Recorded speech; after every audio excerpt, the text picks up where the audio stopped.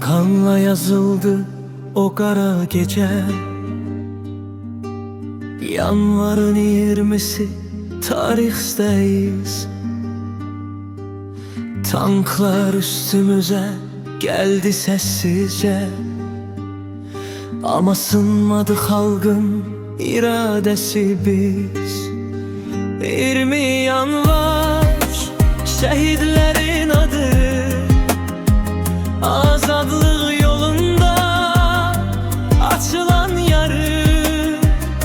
Unutmaz bu halk o kara sabahı, gururla yaşa şehitlerin hatiresi.